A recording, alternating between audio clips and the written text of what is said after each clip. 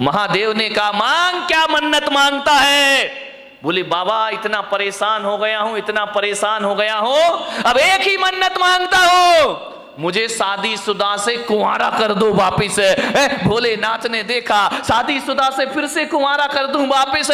भोलेनाथ ने कहा निकल यहां से बाहर। अरे बोले बाबा ये कैसी बात है कि आप मुझे बाहर निकाल रहे हो, मेरी मन्नत पूरी करो। भोलेनाथ ने कहा कि मैं मन्नत तो पूरी कर दूंगा, लेकिन पागल है तू, मन्नत नहीं तू जन्नत मांग रहा है, जन्नत में तुझे शादीशुदा को कुंवारा कर दो, ये मन्नत नहीं ये जन्नत की डिमांड हुआ। ध्यान रखना तुम्हारा घर जन्नत बन सकता है, इसमें कोई भी डाउट नहीं है। थोड़ी सी समझदारी अपने अंदर रखिए, समझदारी आ गई तो घर को जन्नत बनने में ज्यादा देर नहीं लगा करती है। ध्यान रखें। मान्यवर आपसे निवेदन है,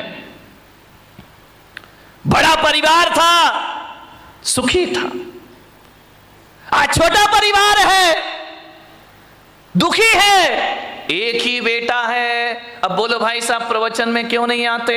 क्या करे महाराज, दुकान जाना पड़ता है, दुकान खोलना पड़ता है, बेटे को बिठा, बेटा पूना में पड़ता है।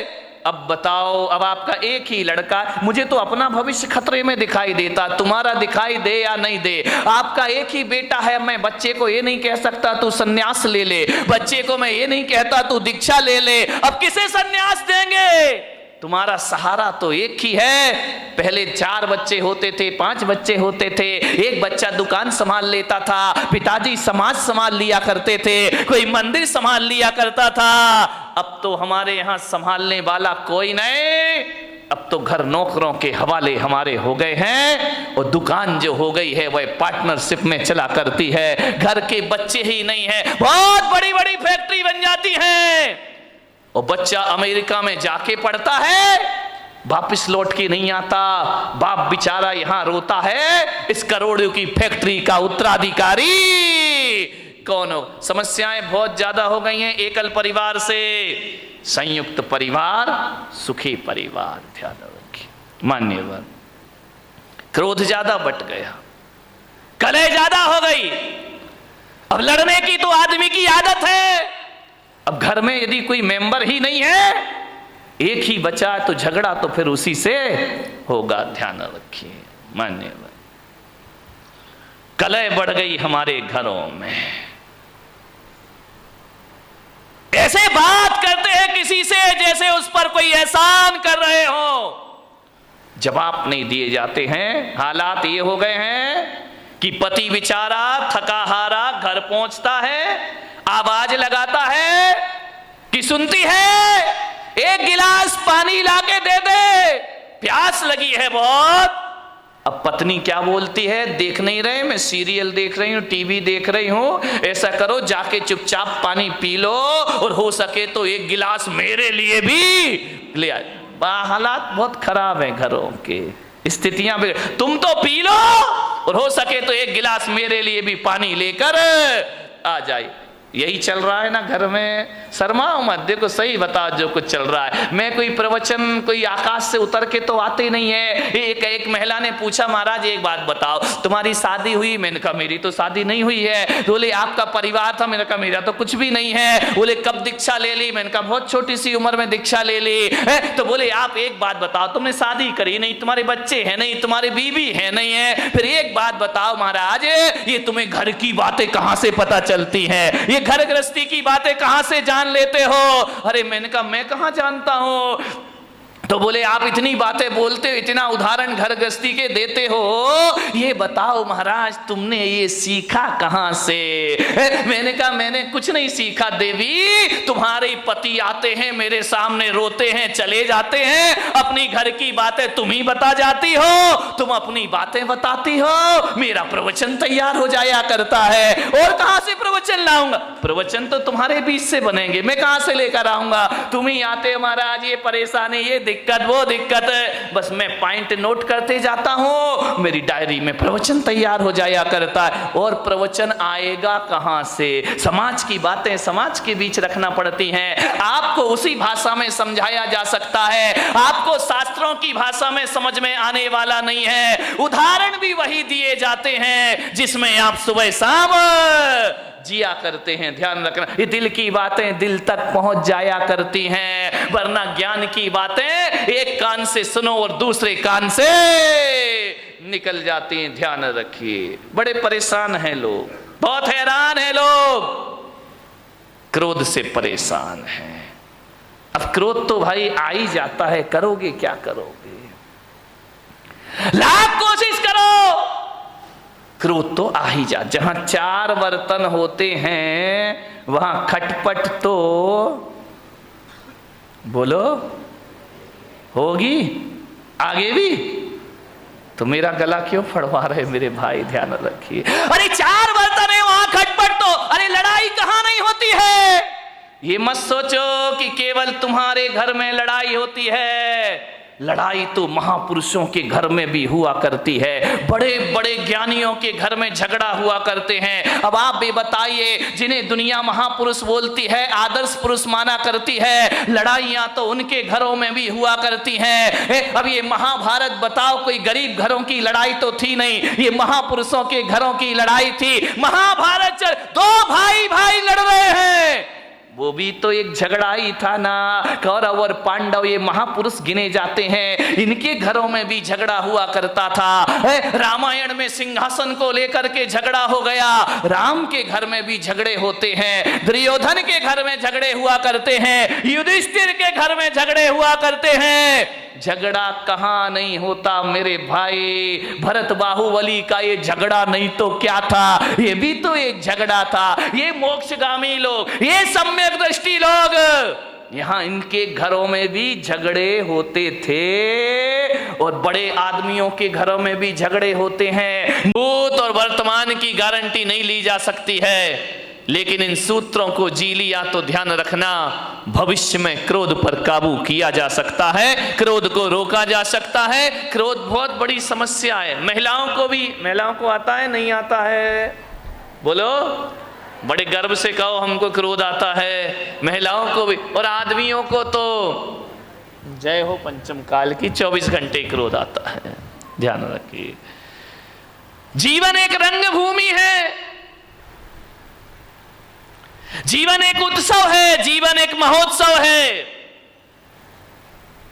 आपसे निवेदन है, रंगभूमि को रणभूमि मत बनाइए, जीवन में रंग भरने का प्रयास करिए। मन शांत नहीं है आदमी का। आज इतना क्रोध है, इतना क्रोध है घरों में क्रोध हो तो हो, समाज में क्रोध है, परिवार में क्रोध है, मंदिरों में भी कम क्रोध नहीं है। ध्यान रखना, क्रोध सब जगह अपने जाल फैला रहा है। मैं आज, जहां तक लोग ये सोचते थे कि छोटा परिवार सुखी परिवार, लेकिन आज मैं देख रहा हूं कि छोटा परिवार दुखी परिवार। पहले बड़ा परिवार था, संयुक्त परिवार था, आज छोटे परिवार हैं, लड़ाइयां ज्यादा होती हैं, पति पत्नी में झगड़े हो जाते हैं, आए दिन तलाक का वातावरण निर्मित हो जाता है। अब बचे, अब झगड़े किससे? आदमी का स्वभाव लड़ना झगड़ना है। जब संयुक्त परिवार थे तो आदमी लड़ता था, झगड़ता था, एक दूसरे से बातचीत हो जाती थी। जहां चार बर्तन होते थे वहां खटपट तो कौन बोला होती थी और होएगी? मुझे मालूम है मेरे प्रवचन से तुम कोई भी सुधरने वाले नहीं हो। मैं कितना भी बोलूं तुम्हें तो वही करना है जो करना है, लेकिन फिर भी मैं कहता हूं, इस हजारों की जन्मेदिनी में यदि एक दो परिवार में ही परिवर्तन आ गया तो मेरा बोलना और सार्थक सफल हो जाए। एक दो लोग ही सुधर गए तो बहुत है। क्लासरूम में बैठा हुआ हर बच्चा 100 में से 100 नहीं लाता है। 2-4 बच्चे होते हैं जिन्हें 100 में से 100 अंक प्राप्त हुआ करते हैं, और जिन्हें प्राप्त हो जाते हैं शिक्षक का बोलना और पढ़ाना और सिखाना सार्थक हो जाए। कोई भी किताब आप उठा करके पढ़ लीजिए, कोई भी अखबार आप उठा करके पढ़ लीजिए, पूरी किताब पढ़ने जैसी किसी भी लेखक की नहीं हुआ करती है। लेकिन एक बात ध्यान है, यदि 100 रुपए 200 रुपए की किताब में यदि 2 पेज ही अच्छे पढ़ लिए गए, 2 पृष्ठ ही बहुत अच्छे हुए, तो वह 2 पेज पूरी किताब की कीमत चुका दिया करते हैं। इतना ध्यान रखिए। बस 2 पेज अच्छी बातें पूरे प्रवचन में घंटे भर में 1-2 बातें अच्छी हुआ करती हैं, बाकी तो बातों की बारात हुआ करती है। ध्यान, 1-2 बात ही जीवन को बदल दे तो मेरा बोलना और तुम्हारा सुनना सफल हो जाता है। हर जगह क्रोध है, आज क्रोध ज्यादा है। परिवार छोटे हैं, क्रोध बढ़ रहे हैं। पहले क्रोध होता था 10, 15, 20 लोग, 50 लोग एक घर में रहा करते थे, और जब एक घर में रहते थे तो एक को क्रोध आता था, दूसरा संभाल लिया करता था। एक पे गुस्सा निकलता था, दूसरा उसे शांत कर दिया करता था। यदि बुजुर्गों ने किसी को डांट दिया तो मम्मी उसे पुचकार लिया करती थी, मम्मी ने डांट दिया तो चाची पुचकार लिया करती थी, चाची ने डांट दिया बुआ उसे सीने से लगा लिया करती थी। मत रो, चलता है, कोई बात नहीं है। क्रोध बट जाता था। अब तो हम 2 और हमारे नहीं, वो 2 भी नाम के ही हैं, एक पूना में पढ़ रहा तो एक बंबई में पढ़ रहा है। हम 2 और हमारा कोई नहीं है। ध्यान रहे, पति पत्नी रहते हैं। अब गुस्सा कहां निकले मेरे भाई? कौन गुस्सा निकल आया तो संभालेगा कौन? कौन प्यार से हाथ फेरेगा? कौन गले से लगाएगा? अब पति झगड़ता है तो पत्नी का पारा चढ़ जाता है, पत्नी झगड़ती है तो पति का पारा चढ़ जाता है। और कभी कभी जब दोनों के पारे चढ़ जाते हैं तो तलाक की नौबत आ जाती। छोटे परिवारों में क्रोध ज्यादा हो रहा है, ध्यान रखिए। बड़े परिवारों में क्रोध, एक आदमी को यदि गुस्सा आया, दादाजी को गुस्सा आया, पापा जी को गुस्सा आया, तो ये होता था, थोड़ा गुस्सा इस पे निकल जाता था, थोड़ा गुस्सा उस पे निकल जाता था। 50-50 ग्राम क्रोध बट जाया करता था। अब जो क्रोध आता है वो तो पूरे थोक के भाव में क्रोध आता है, पूरा क्रोध एक पर ही बरस जाता है। ध्यान रहे, बड़ी दिक्कतें हो गई हैं। एक आदमी बड़ा दुखी हो गया, शादी कर ली, पति पत्नी है, भगवान के पास पहुंचा, जाकर भगवान को प्रणाम किया, भोलेनाथ से बोला कि महादेव कोई मन्नत दे दो। महादेव ने कहा मांग, क्या मन्नत मांगता है? बोले बाबा इतना परेशान हो गया हूं, इतना परेशान हो गया हूं, अब एक ही मन्नत मांगता हूं, मुझे शादीशुदा से कुंवारा कर दो वापिस। भोलेनाथ ने देखा, शादीशुदा से फिर से कुंवारा कर दूं वापिस। भोलेनाथ ने कहा निकल यहां से बाहर। अरे बोले बाबा ये कैसी बात है कि आप मुझे बाहर निकाल रहे हो, मेरी मन्नत पूरी करो। भोलेनाथ ने कहा कि मैं मन्नत तो पूरी कर दूंगा, लेकिन पागल है तू, मन्नत नहीं तू जन्नत मांग रहा है। जन्नत में तुझे शादीशुदा को कुंवारा कर दो, ये मन्नत नहीं, ये जन्नत की डिमांड हुआ। ध्यान रखना, तुम्हारा घर जन्नत बन सकता है, इसमें कोई भी डाउट नहीं है। थोड़ी सी समझदारी अपने अंदर रखिए, समझदारी आ गई तो घर को जन्नत बनने में ज्यादा देर नहीं लगा करती है। ध्यान रखें। मान्यवर, आपसे निवेदन है,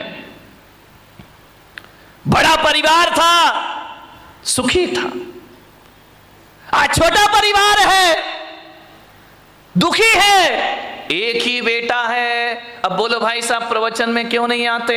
क्या करे महाराज, दुकान जाना पड़ता है, दुकान खोलना पड़ता है, बेटे को बिठा, बेटा पूना में पढ़ता है। अब बताओ, अब आपका एक ही लड़का, मुझे तो अपना भविष्य खतरे में दिखाई देता, तुम्हारा दिखाई दे या नहीं दे, आपका एक ही बेटा है। मैं बच्चे को ये नहीं कह सकता तू सन्यास ले ले, बच्चे को मैं ये नहीं कहता तू दीक्षा ले ले। अब किसे सन्यास देंगे? तुम्हारा सहारा तो एक ही है। पहले 4 बच्चे होते थे, 5 बच्चे होते थे, एक बच्चा दुकान संभाल लेता था, पिताजी समाज संभाल लिया करते थे, कोई मंदिर संभाल लिया करता था। अब तो हमारे यहां संभालने वाला कोई नहीं, अब तो घर नौकरों के हवाले हमारे हो गए हैं और दुकान जो हो गई है वह पार्टनरशिप में चला करती है। घर के बच्चे ही नहीं है, बहुत बड़ी बड़ी फैक्ट्री बन जाती है और बच्चा अमेरिका में जाके पढ़ता है, वापिस लौट के नहीं आता। बाप बेचारा यहां रोता है, इस करोड़ों की फैक्ट्री का उत्तराधिकारी कौन हो। समस्याएं बहुत ज्यादा हो गई हैं एकल परिवार से। संयुक्त परिवार सुखी परिवार, ध्यान रखिए। मान्यवर, क्रोध ज्यादा बट गया, कलह ज्यादा हो गई। अब लड़ने की तो आदमी की आदत है। अब घर में यदि कोई मेंबर ही नहीं है, एक ही बचा तो झगड़ा तो फिर उसी से होगा, ध्यान रखिए। मान्यवर, कलह बढ़ गई हमारे घरों में।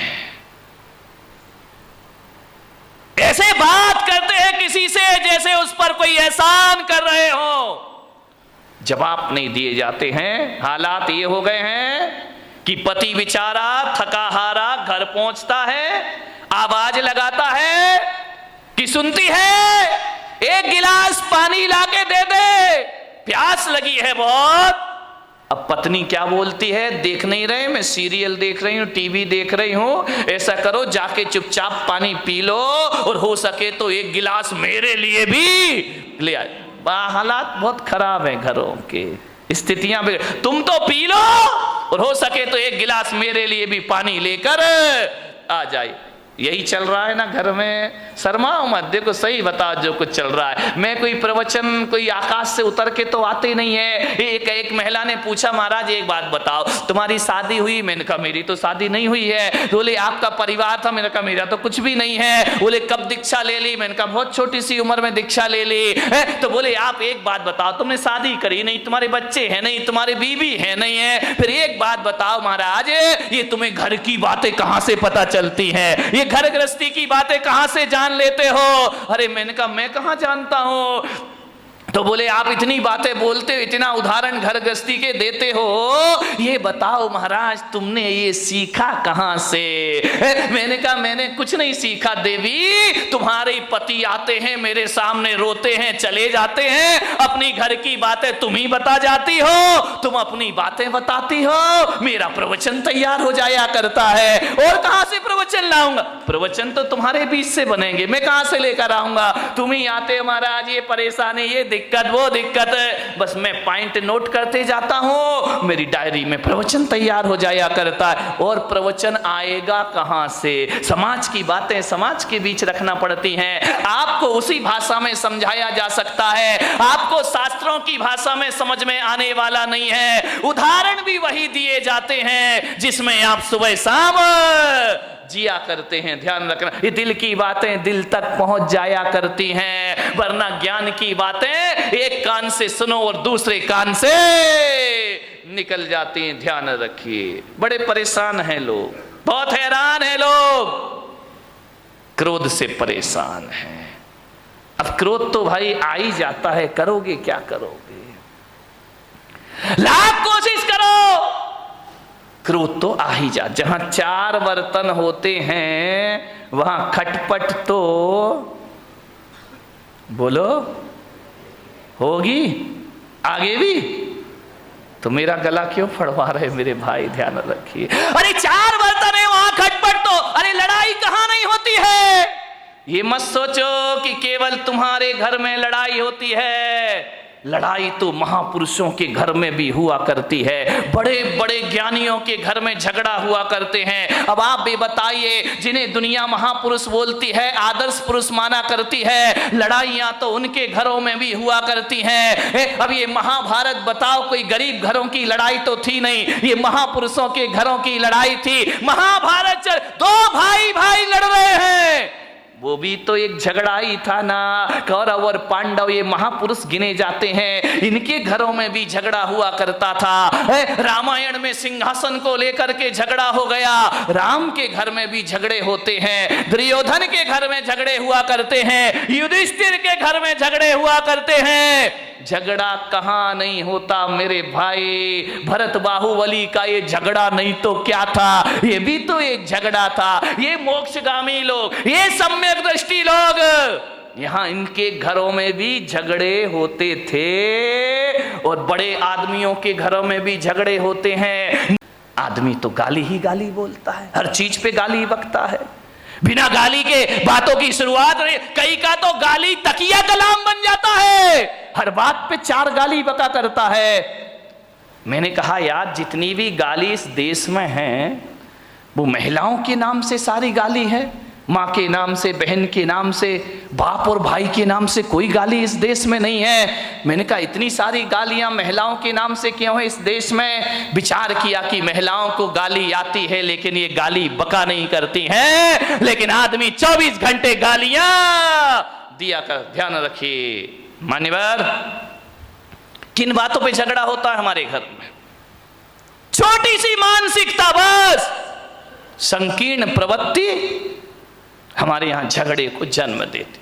हकीकत बताऊं, जीवन में 90% झगड़े फिजूल के हैं। देखना, कोई सिर पैर नहीं उन बातों का, कोई दम नहीं, कोई सेंस नहीं उन बातों में। जिन बातों में आदमी झगड़ पड़ता है, लड़ लेता है, मारपीट शुरू हो जाती है, दुश्मनी का चंद ठिकरों के लिए आदमी लड़ता है। मान्यवर, आप यदि क्रोध करने के बाद यदि शांत हो जाएं और एकांत में बैठकर सोचें यार मैंने जो झगड़ा किया है ये लड़ने जैसी बात थी या नहीं थी, तो 90% बातें ऐसी हैं जिनका कोई वजूद नहीं हुआ करता है, उसमें आदमी झगड़ा कर लिया करता है। थोड़ी सी गलतफहमी आ गई, आदमी झगड़ा कर लेता है, थोड़ी सी शंका आ गई, आदमी झगड़ा कर लिया करता है। फिजूल की बातों में झगड़ा है। मेरा एक जगह चातुर्मास हो रहा था और चातुर्मास में संत निवास के बाजू में एक बहुत बड़ा मकान था। सुबह सुबह हम लोग पाठ कर रहे, भगवान का भजन कर रहे हैं, झगड़े की आवाज आने लगी। अरे मैंने कहा भाई ये झगड़ा कौन कर रहा सुबह सुबह? मेरे साथ लड़के थे, मैंने कहा जरा देखो किसी ने टीवी चालू कर दिया है क्या? बोले महाराज झांक करके देखा तो बोले टीवी नहीं है, तो लाइव चल रहा है। मैंने कहा मतलब क्या है? बोले डायरेक्ट झगड़ा हो रहा है। मैं गया, मैंने खिड़की से झांका, 2 पति पत्नी आपस में लड़ रहे, इतना लड़ रहे हैं कि लड़ते लड़ते कमरे से बाहर निकल आए, आंगन में आ गए। एक के हाथ में बेलन है, एक के हाथ में कौन बोला चिमटा है। चले ऐसे तुम लोग तैयार रहते हो बोलने के लिए। दोनों लड़ते झगड़ते बाहर आ गए, झगड़ा हो रहा। मैंने कहा इधर आओ। अरे बोले महाराज, मुझे देखा, झगड़े में थोड़ा सा ब्रेक लग गया। अरे बोले महाराज देख रहे हैं। मैंने कहा इधर आओ, ये सुबह सुबह भगवान के भजन करने का टाइम है, प्रभु के स्मरण करने का टाइम है, वो तुम सुबह सुबह पति पत्नी आपस में झगड़ा कर रहे, कोई तरीका है जिंदगी जीने का? अरे बोले महाराज हो गया, झगड़ा हो गया। मैंने कहा किस बात का झगड़ा है मुझे बताओ, मैं फैसला करूं। बोले महाराज फैसले वाले का कोई बात ही नहीं है, तुम इनका लड़काए को रहे हो। बोले महाराज जब पूछ रहे हो तो हम बताते हैं, झगड़ा हमारा 12 बजे रात से चल रहा है। अरे मैंने कहा कमाल कर दिया, पति पत्नी दोनों हैं, 12 बजे रात से झगड़ा चल रहा। मैंने कहा किस बात का झगड़ा चल रहा है? बोले कुछ नहीं महाराज, आज नींद नहीं आ रही थी हम दोनों को। तो बोले क्या करे? बोले टीवी भी नहीं चल रही, लाइट भी नहीं थी। तो मैंने कहा क्या किया तुमने? बोले बस लेटा लेटा मेरे मुंह से इतना निकल गया कि मैं अपने बेटे को डॉक्टर बनाऊंगा। पत्नी ने सुना, खबरदार तुम्हारा बेटा डॉक्टर नहीं बनेगा, तुम्हारा बेटा इंजीनियर बनेगा। तो मैंने कहा यार तू इतना क्यों बोलती, जब मैंने कह दिया मेरा बेटा डॉक्टर बनेगा। पत्नी ने कहा कोई तुम्हारा अकेला हक नहीं है, मेरा भी हक है, मेरा बेटा अब फिजूल की बात है, इस पे झगड़ा बढ़ गया। बोले देखता हूं कैसे डॉक्टर बनाएगा। बोले मैं भी देखती हूं कैसे इंजीनियर बनाएगा। झगड़ा बढ़ते जा रहा। बोले बढ़ते बढ़ते हाथापाई पर आ गए हम लोग कि डॉक्टर ही बनेगा, इंजीनियर ही बनेगा। इतना झगड़ा, बोले सवेरे के 4 बज गए लड़ते लड़ते। बोले देख तू ज्यादा बातें मत किया कर मेरे से, जब मैंने बोल दिया कि मेरा बेटा डॉक्टर बनेगा तो बनेगा। पत्नी ने कहा मैंने बोल दिया मेरा बेटा इंजीनियर बनेगा तो बनेगा। रात भर झगड़े। मैंने कहा एक बात बताओ, तुम दोनों आपस में लड़ रहे हो, झगड़ रहे हो, एक बार बच्चे की मर्जी भी पूछ लो कि तुझे क्या बनना है। बच्चे से पूछना ही नहीं है, दोनों लड़े जा रहे हैं, ये बिना सिर पैर के झगड़े। मैंने कहा बच्चे को बुलाओ बच्चे को, उससे पूछो कि तुझे क्या बनना है। पति ने पत्नी को देखा, पत्नी ने पति को देखा। अरे मैंने कहा बच्चे को बुला के लाओ ना। बोले बच्चा तो अभी पैदा ही नहीं हुआ है। तेरे की आदमी बच्चा यदि पैदा हुआ तो डॉक्टर बनाएंगे। फिजूल की बातों का झगड़ा है, ये कोई झगड़ने की बात है?